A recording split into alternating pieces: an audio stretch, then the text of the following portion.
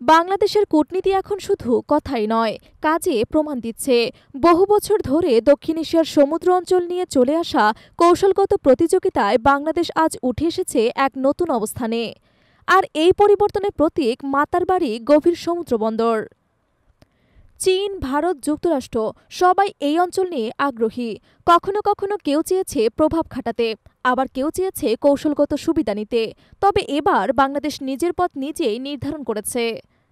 ২২ April Chittagong বন্দর কর্তৃপক্ষ এবং জাপানের দুটি প্রতিষ্ঠানের সঙ্গে একটি চুক্তি স্বাক্ষর হতে যাচ্ছে, যার মধ্য দিয়ে শুরু হবে মাতারবাড়ি বন্দর প্রকল্পের বাস্তব কাজ। প্রায় ২৪ কোটি টাকার এই প্রকল্পের মাধ্যমে মাতারবাড়িতে গড়ে উঠবে একটি আধুনিক বিশ্বমানের গভীর সমুদ্র বন্দর। এখানে থাকবে ৪৬০ মিটার দীর্ঘ কন্টেইনার জেটি এবং ৩০০ মিটার মাল্টিপারপাস জেটি। এই বন্দরে প্রথমবারের মতো বাংলাদেশে ভিড়বে বিশাল আকারের মাদার ভেসেল, যেগুলোতে থাকবে ৮ থেকে ৯ হাজার কন্টেইনারের ধারণ ক্ষমতা।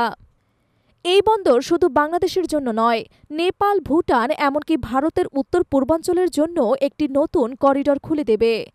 এর মাধ্যমে দক্ষিণ এশিয়ার বাণিজ্য রুটে বাংলাদেশ একটি অপরিহার্য অংশীদারে পরিণত হবে। মাতারবাড়ির কৌশলগত গুরুত্ব এখানেই শেষ নয়।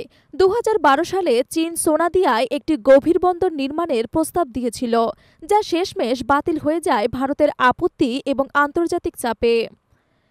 এরপর বাংলাদেশ কৌশল বদলে জাপানের সঙ্গে এক নতুন অধ্যায় শুরু করে, যেখানে একদিকে জাপান নিরপেক্ষ শক্তি, অন্যদিকে এই প্রকল্পে চীন, ভারত এবং যুক্তরাষ্ট্র প্রত্যক্ষভাবে না থাকলেও প্রত্যেকে তাদের প্রভাব রাখতে আগ্রহী।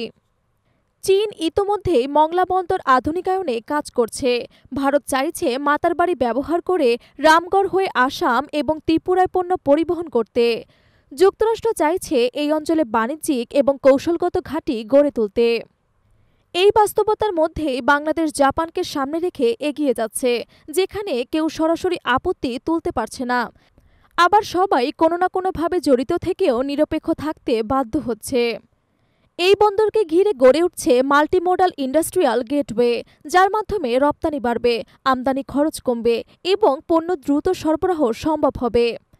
এখানে গড়ে উঠছে বিশেষ অর্থনৈতিক অঞ্চল, যেখানে থাকবে ফ্যাক্টরি, প্যাকেজিং প্লান্ট, কাস্টমস এবং এক্সপোর্ট প্রসেসিং ইউনিট। প্রতি বছর এই বন্দর ২৬ লাখ কন্টেইনার হ্যান্ডেল করতে পারবে, যা দেশের জন্য এক বিশাল অগ্রগতি। জাপান ইতোমধ্যেই ঘোষণা দিয়েছে, তারা বাংলাদেশের উপকূলীয় এলাকায় একটি বড় ইন্ডাস্ট্রিয়াল হাব গড়ে তুলবে, যেখান থেকে দক্ষিণ এবং দক্ষিণ পূর্ব এশিয়ায় পণ্য পাঠানো যাবে। চীন, ভারত, যুক্তরাষ্ট্র তিন শক্তিশালী রাষ্ট্রের মাঝে দাঁড়িয়ে বাংলাদেশ এখন নিজেকে গড়ে তুলছে এক নতুন ভূ রাজনৈতিক নেতৃত্বে। জীবনের মতোই কূটনীতিতেও সাহস এবং সময়োপযোগী সিদ্ধান্তই ভবিষ্যৎ তৈরি করে। তাই তো মাতারবাড়ি আর শুধু একটি বন্দর নয়, এটি বাংলাদেশের ৫০ বছরের অর্থনৈতিক পরিকল্পনার ভিত্তি। এই বন্দরই হবে সেই গেটওয়ে, যেখান থেকে বাংলাদেশের রপ্তানি, লজিস্টিক এবং আন্তর্জাতিক বাণিজ্যে নতুন গতি পাবে। আজকের বাংলাদেশ আর পিছিয়ে নেই, এখন সে নিজের অবস্থান নিজেই তৈরি করছে, আর এটাই বাংলাদেশের সময়।